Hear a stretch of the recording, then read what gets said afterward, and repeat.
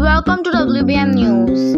Heatwave, more evacuation as matter in wildfires spread. France has evacuated more than 1,400 people threatened by fire lanes in the southwest as fires also spread in Spain, Croatia and Greece. Authorities in France did not a popular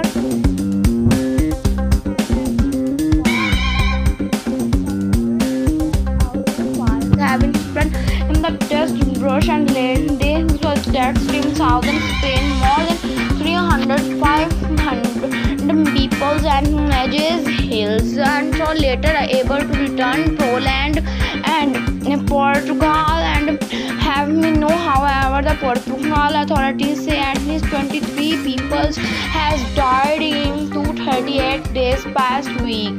The majority fires in Spain are not far more Malaga, a popular tourist areas in Spain. Wildfires has broken out provinces of Castilla and Leon and Glance.